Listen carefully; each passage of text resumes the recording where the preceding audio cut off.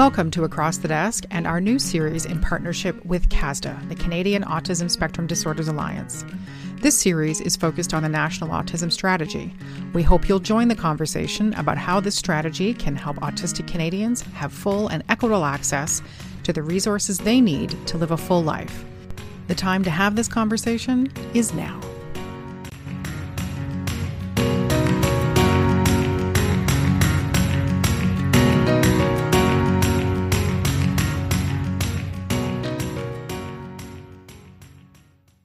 Hello, everybody, and welcome to Across the Desk. My name is Elizabeth Plouffe, and I am the host of Across the Desk, and I'm so excited to continue our CASDA podcast. CASDA is the Canadian Autism Spectrum Disorders Alliance, and we are doing Connect, Act, Sustain, Inform, Sustain. And this podcast in particular focuses on the policies, processes, and projects that CASDA is participating in order to create a better life for autistic Canadians. And I'm welcoming back to Across the Desk, across the virtual desk, Maddy Dever Never Clever. He's not laughing. Well, thank you for having me. It's good to be here again. It's good. He's gonna rethink that as the podcast continues. And Megan is back, and I said it right the last time, but I'm going to try again. I'm going to do it wrong. Krasnodemski. Yay! See. Sometimes you feel like a nut, sometimes you don't. And we're back today. There's a really exciting thing. All kidding aside, we're here for a semi-serious topic discussion. On April the 6th, they're launched this incredible toolkit. That's not the right word at all, but I think it will become that because of having read it. I am just thoroughly impressed. It's the Canadian Journal of Autism Equity. And it is a magazine, or I hesitate to say journal, because when you read it, the articles are amazing and they're so well written. They're in like a nice conversational tone. It doesn't have the research tone that journal strikes. And it's just incredible. And I'm just going to tell you quickly about the journal, and then Maddy and Megan are going to take it away. So established in 2021, the Canadian Journal of Autism Equity is an open access e-journal focused on critically engaging with a variety of equity discussions within the autism community and public policy. Seeking authorship primarily by first voice autistic people or people with lived experience with autism and intersectionality, the journal seeks to offer a platform to amplify marginalized voices and share these perspectives with decision makers and Canadians alike. The Canadian Journal of Autism Equity will be published twice each year, once in April, yay, which is what we're here to discuss, and then again in October, making Canadian Autism Acceptance Month, which is incredible. And I have a printed copy, which I would love to share. So I was not able to participate in the launch or watch it. I would love to hear how it went, because I did get to watch the videos, but tell me more. It was a very short journey to prepare for this launch. Valid. With really tight deadlines that were very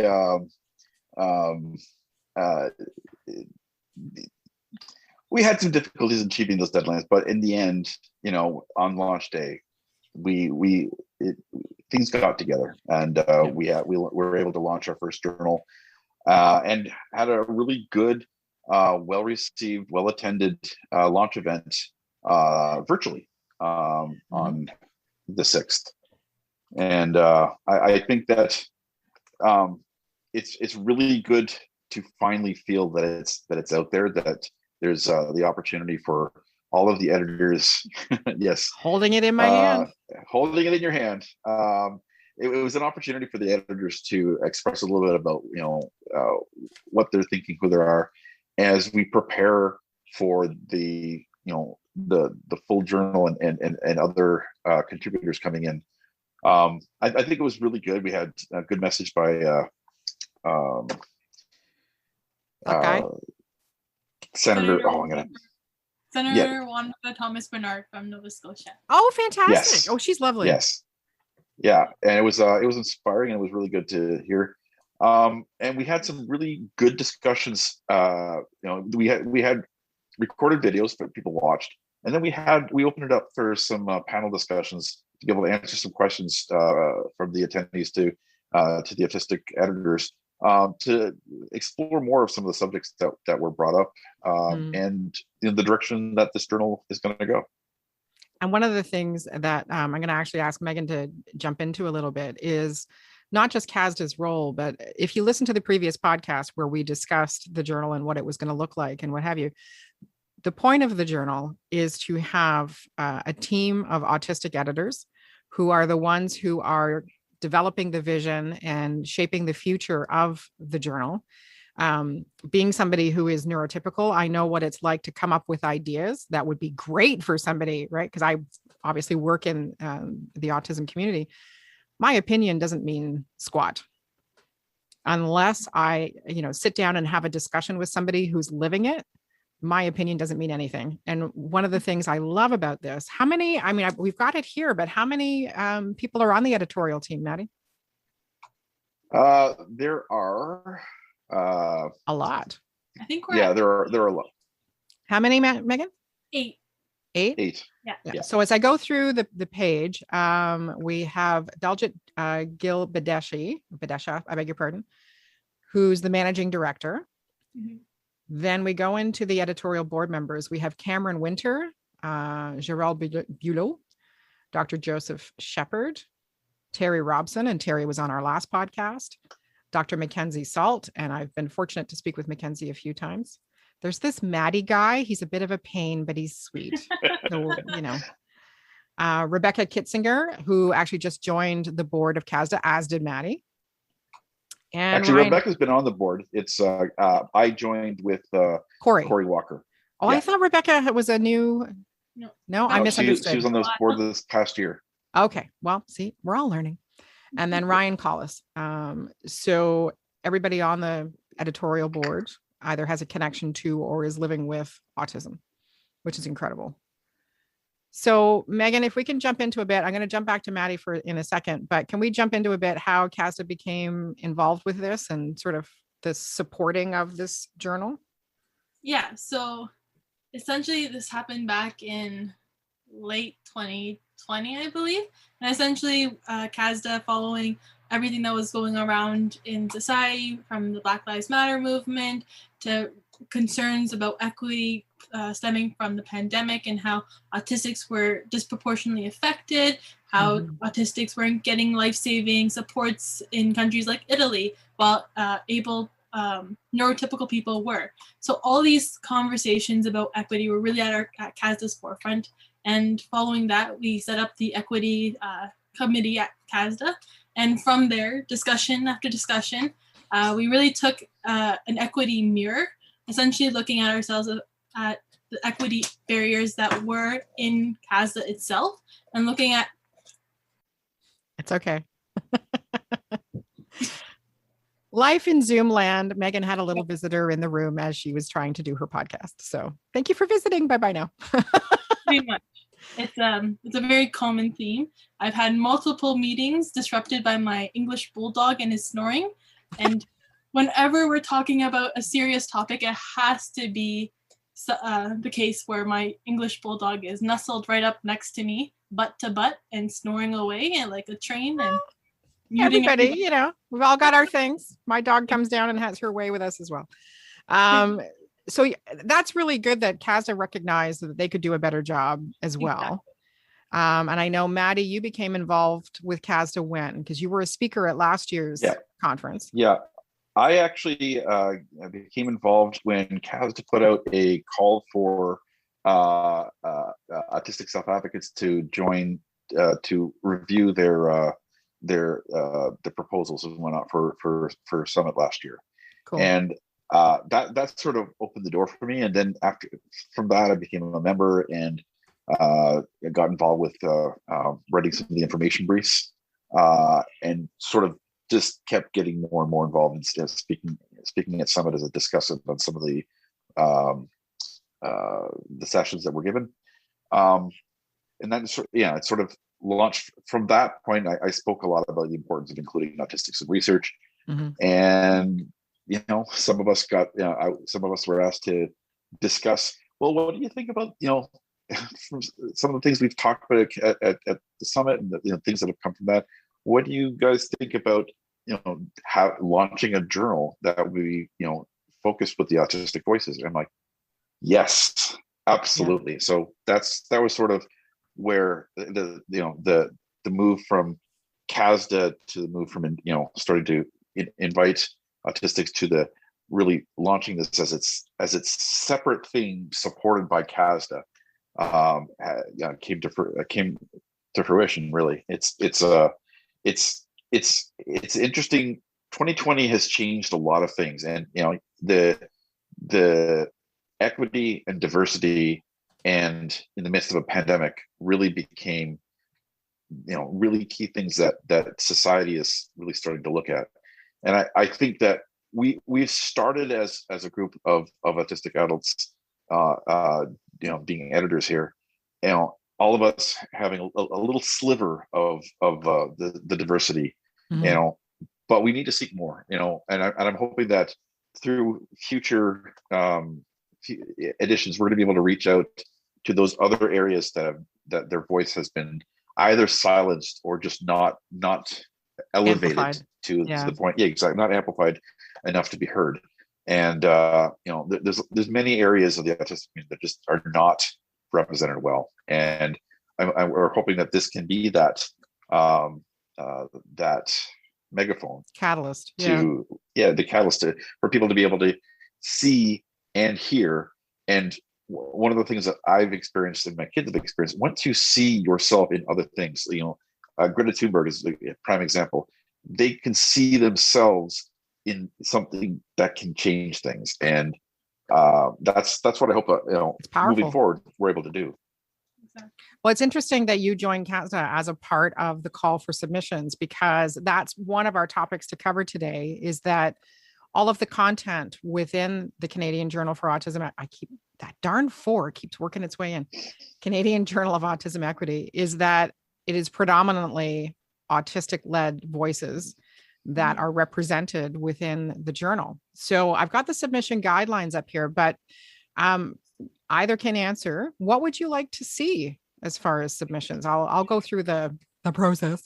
But I would love to know, like, based on lessons learned, which we'll dig into a little bit as well. But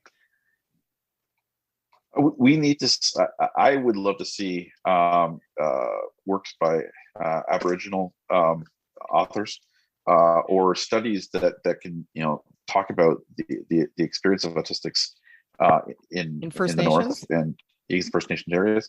Yeah, I would love to see Black and people of color to be able to provide their perspectives on the different experiences that they have on top of the experience of being autistic. Mm-hmm. I would love to see things in French. So those are just some of the diversity, but also those that have different disabilities on top of autism. How does that intersect? How does autism and the wider disability community connect, either through personal experiences or in terms of disability rights?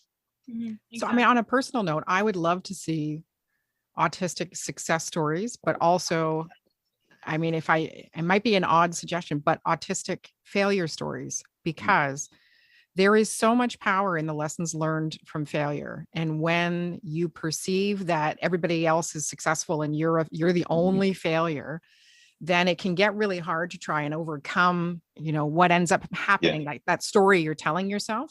Yeah. So maybe where did somebody fail? And then how did they either get help or move it forward themselves, or what have you?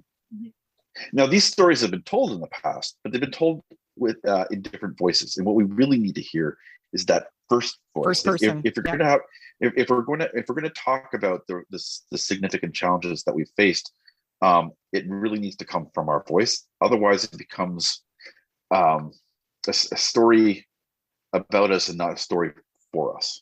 Oh, I love that. Oh, Maddy, that's awesome. You come up with the best little. You did the one about the table, the ramp, yeah, inclusion and how to get people. Dang, you're good.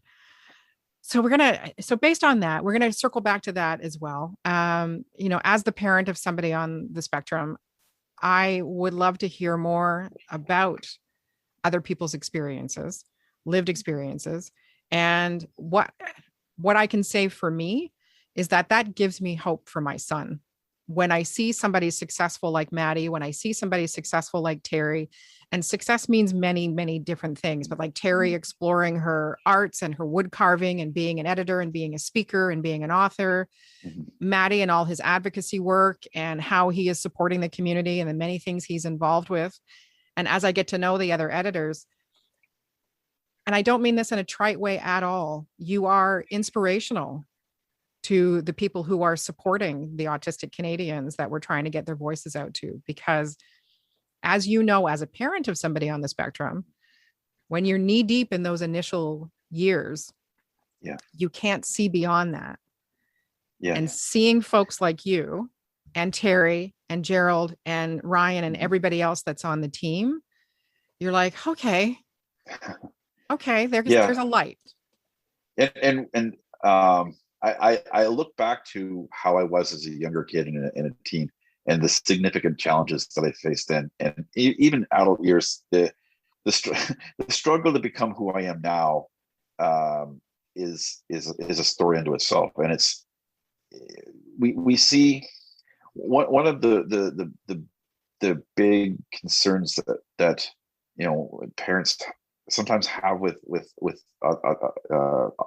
autistic adults is, you're not like my kid, but we may have had similar experiences, and those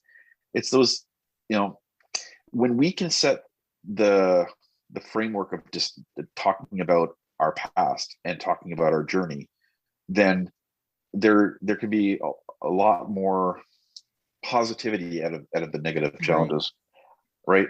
And one of the biggest problems we have in the services and supports for autistic kids is it doesn't always look at quality of life. It's not measuring quality of life. It's measuring, academic gains or skills and comparing, what they're able to do now before.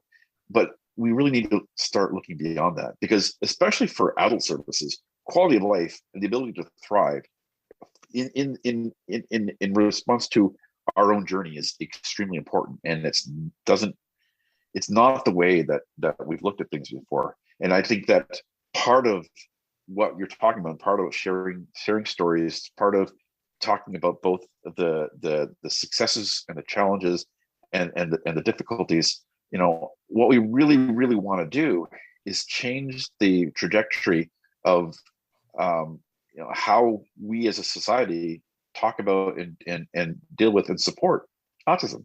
It needs to be all about, how do we make each autistic person able to thrive in their environment. And so I'm hoping that we're going to be able to do that. It's that conversation, right? It's that it's opening up the opportunity for that conversation, and conversations you may not have thought possible, right? On a personal note, we are exploring expanding trades and roles in advanced manufacturing for the autistic community, because that's not something that gets offered. It's not seen as something that's viable. And we're like, nope, that's on the table, folks. You don't know until you know. And we've had 50 years of autism awareness, right, where people have been made aware in a 20,000 foot view of what autism is and the challenges. And we really, I'm a big proponent of pushing towards autism acceptance, where we, accept autism as a fact and reality, and find ways of accommodating and knowing that, autism isn't inherently completely a disability. There's all kinds of strengths that each autistic person has, as well as the challenges, and we need to sort of accommodate the challenges and really, work with and celebrate the strengths for each child and across the board. Adult.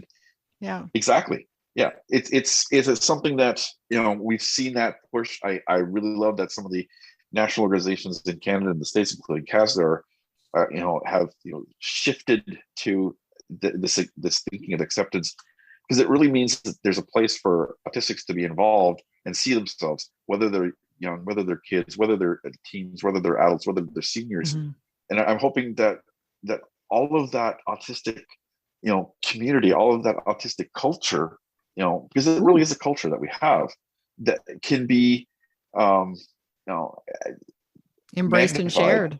embraced, exactly. And the journal is just, can be one of those those ways of being able to get there. And I'm really hoping that we can find ways of including our non-speaking autistic brothers and sisters, so that they also have the ability to share some of themselves in first person as much as possible. There's a documentary called Listen that is just amazing. We will jump into that, but you've given me a great segue. So we're gonna segue for a second, because if you've been listening and you identify as being autistic and you are interested in submitting your story, and whatever that is, it does go through an editorial process. It does go through, I believe it's vetted.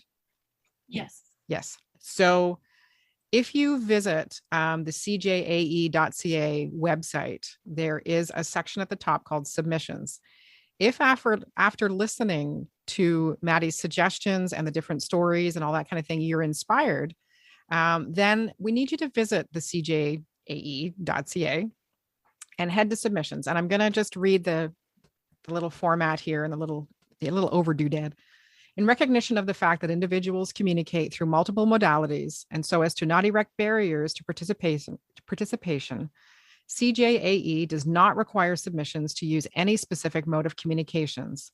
That is to say, authors can submit research articles, but they can also submit videos, artworks, poems, letters, etc. If you have any questions or concerns, please reach out to the editorial board, which says insert email, Megan. So would that be info@CASDA.ca? Currently, CJAE.board@gmail.com. And if you send any inquiries at all, questions, concerns, or just want to chat, send all your emails there, and we'll get back to you in a timely manner. But that email will be changing soon. But yes, go ahead and send. For now, there's one in place. CJAE.board. Yes. @gmail.com. Correct. Okay. So just the overall guidelines, folks, if you've been inspired, papers should not have been previously published. If so, the authors must have written assurance that CJAE has copyright permission to republish the piece. And there's some processes around that. Works should be submitted in either English or French. Authors should submit their manuscripts drafts via our website on the McMaster University Press website. So we'll talk about that in a second, Megan. Authors must submit one abstract, so that's an overview of 100 to 200 words, and a list of keywords in accordance with APA. Oh, this is fancy. APA 7th edition stylings. That basically means don't take a breath and start typing. Use punctuation. Get somebody to take a look at it. And somebody gave me the best advice, which is read your work out loud to yourself before you press send. Because if you read it exactly how it's written, I do this all the time, you will catch those mistakes. Because when you're knee deep in your story, you get so familiar with it, you start to get a little punctuation and grammar blind. So little tidbit for you. When submitting an application, submissions must provide a reference list in accordance with the stylistic guidelines, so that if you're submitting a research article and you're quoting and what have you, that must all be in there. All submissions must be accompanied by full contact details for each author if the piece is co-authored, including name, affiliation, full mailing address, telephone, and email address. Email will be the primary mode of contact between CJAE and the authors. Oh, this is really important as well. CJAE endorses the policies, procedures, and guidelines provided by McMaster and Queen's University's Inclusive Language Guidelines, which relates to non-sexist, non-racist, ableist, and non-discriminatory language. Submissions are expected to utilize respectful and inclusive language. Failure to do so can result in submissions being rejected. This decision is made at the behest of the editorial board. So there is discretion. This is not an opportunity for you to vent your spleen and be mean and what have you. It's not going to get you anywhere. It's not going to get published. This is an opportunity for. It doesn't mean that. Yeah. Go ahead. It doesn't mean that you can't. It doesn't mean that you can't be blunt. For sure. And and frank about an opinion or an issue that's Agreed. of concern to autistics. Be passionate, do it, but be respectful. because we want as many opinions and inputs as possible. This can be a Canada-wide voice, which deserves to be heard. Mm-hmm. Yeah, not all autistics, will agree with each other and everything, right? So there's a diversity of voices, but when it's done within a respectful environment, you can sharpen swords is really what we're doing. I completely agree. And so if you've been inspired, and the submission guidelines, if you want to go and check them out, Megan, I've got a note here that's opening up in May. Yes, we are.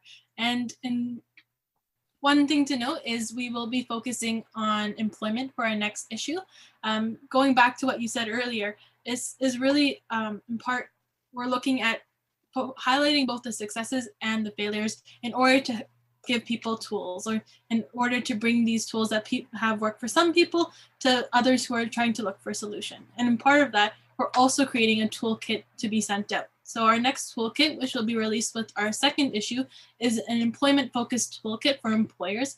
And the toolkit is going to be informed by the pieces that are written in both the issue that we just published in April, as well as the issue we're going to be publishing in October. So if you have anything employment related, that's what we're looking for in particular. So employers and candidates for the toolkit, or just employers for the toolkit? Right now it's up in the air, but it's just overall employment focus. We don't want to limit anyone sharing. We'll talk when we're off air. It's all good. Exactly. I'm just, again, and I said it before, I'll say it again, I'm just thoroughly impressed, and having the opportunity to begin reading the articles. I've been able to read a couple. They're just extremely well written, and it's nice to know that it's first voice. Exactly. It's nice to know that it's not somebody saying this is how it is. Mm-hmm. It's an autistic Canadian saying, this is how it is. This is my experience. This is happening or not happening or should be happening. The artwork on the front is absolutely stunning. Who was it? It was Ryan Smolik. Yes, correct. It's called The Beautiful Nightmare. It's not frightening. It's intricate and intriguing, and my brain couldn't do that, not on a good day. It's fantastic. And so there's many parts behind making this. There's the editorial team that's done the work and content, but we really have to thank all of the folks at CASDA, especially Megan, for really piecing this all together for us. You're making her blush, Maddy. Oh, I know. I'm supposed to be in the background. That's what CASDA's role is. Here to support the editorial board. You know what? Everybody has to be somebody's spackle, right? Everybody needs spackle, and without people who are willing to be the spackle, stuff does not get done. So the fact that, Maddy recognizes everybody needs help, I think that's amazing. Yeah. And we've learned through this this process of, balancing, neurotypical support with neurodivergent creativity.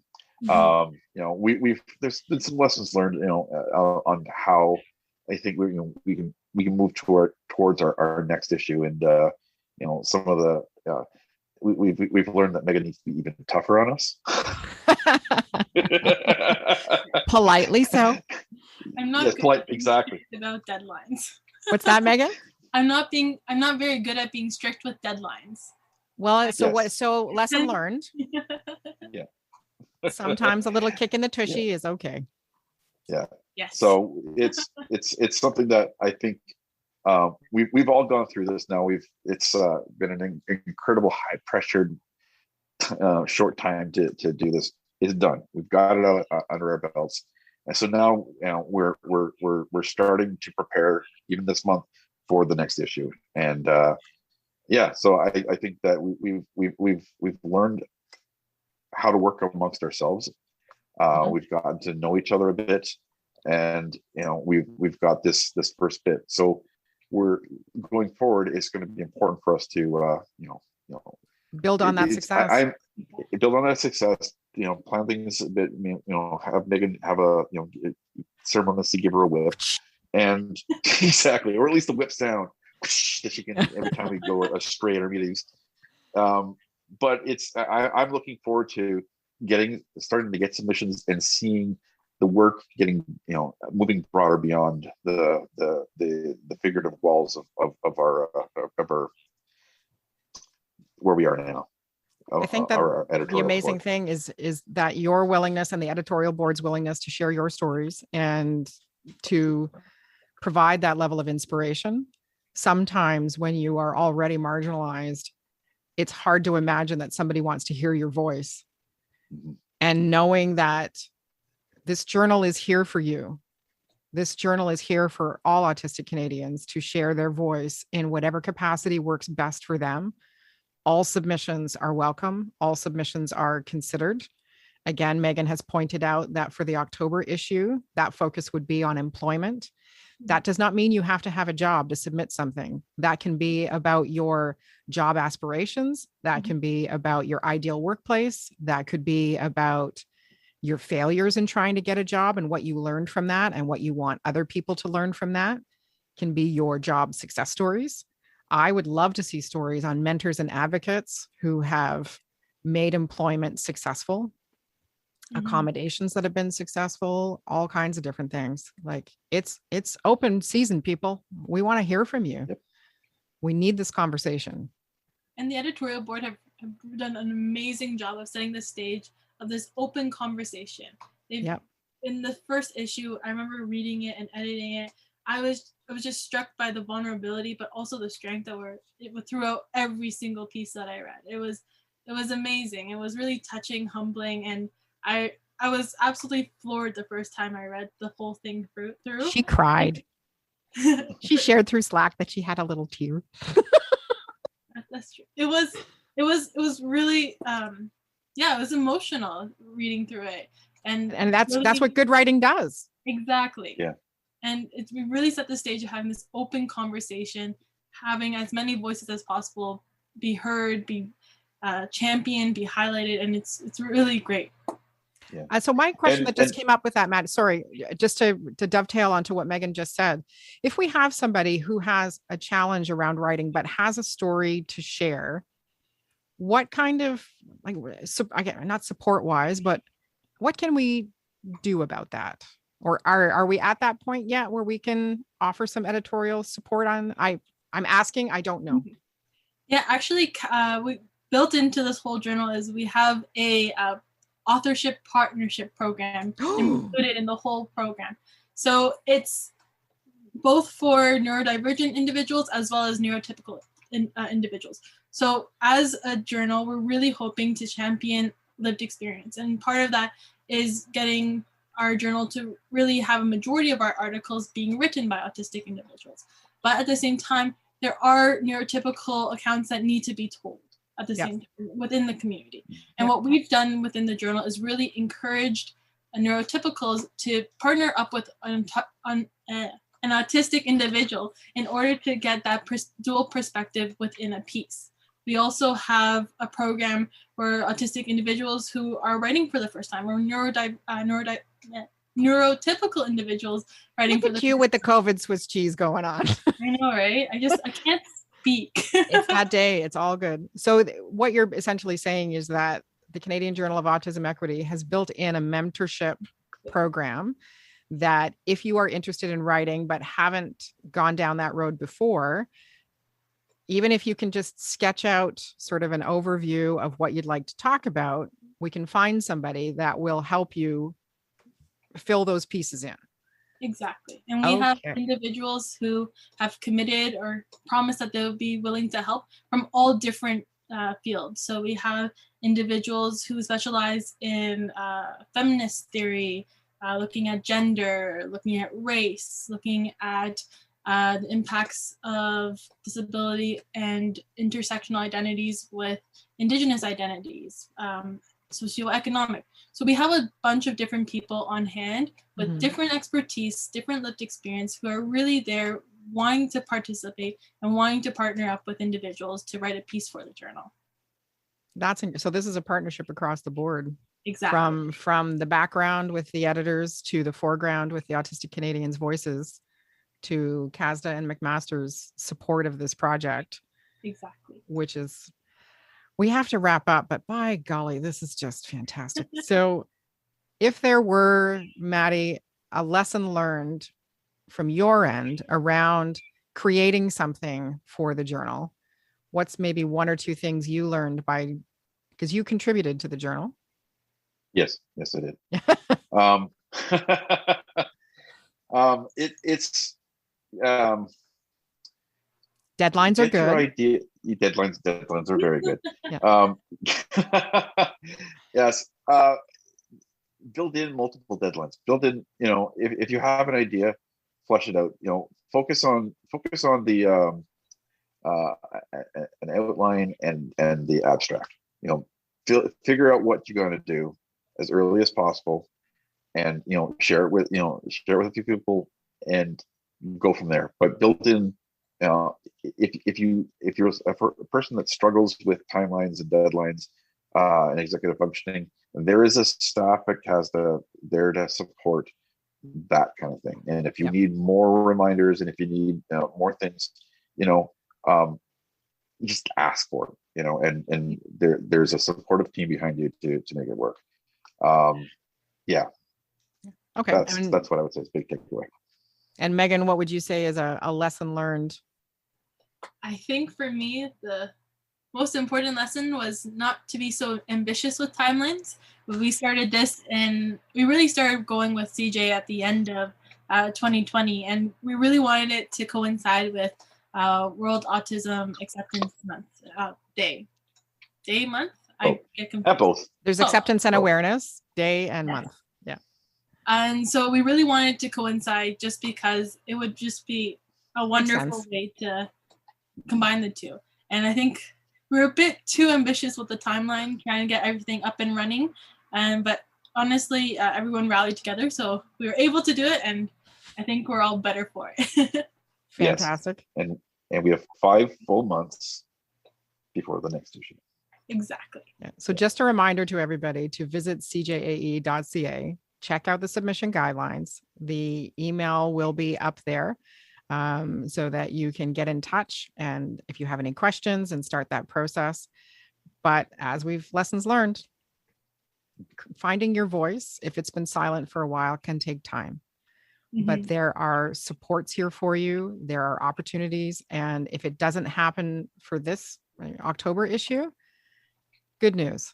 There's another one in April. It's just taking that first step and keeping in touch and asking for that help. Everybody needs help. I write for a living. I still need help. So it's there for you.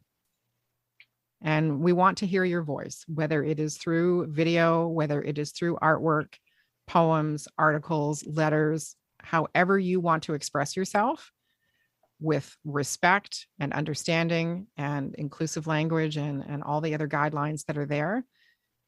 That's an amazing thing. It's an amazing opportunity. And we really hope you take advantage of it and become part of that cross-Canada voice that the journal is building. Yes. So this journal is yours. It's ours and yours. It's open. Big darn table. Everybody come and join us. 100%. Cool. We are going to wrap up for now. So again, you can also visit CASDA.ca. There's information about the journal there, I believe. Yep. Megan's nodding, so this is good. But CJAE.ca, and there's social media channels that are coming. And there's going to be some great videos that are going to be out from some of the editors, and that should be happening in the next couple of weeks because we gave Megan a deadline. So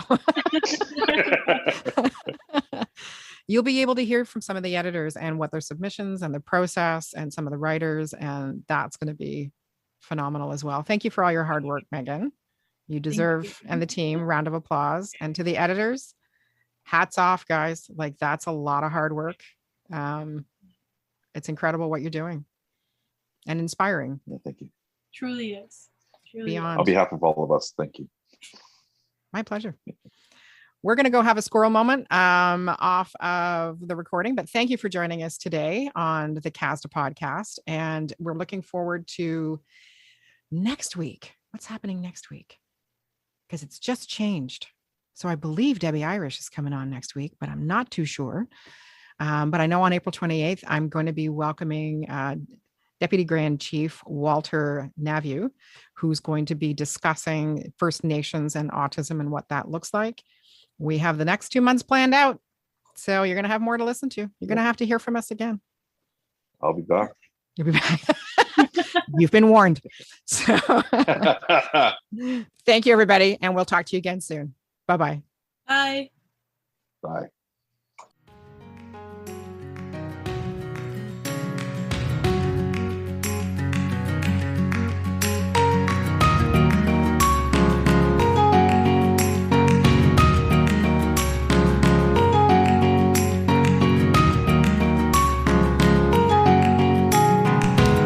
Thank you for joining the conversation about the National Autism Strategy. CASDA is a comprehensive network of autistic Canadians and autism-focused organizations. Our members are united by the shared vision that a national autism strategy will create improvements in the lives of autistic people for generations to come. Please visit CASDA.ca to learn more and keep the conversation going.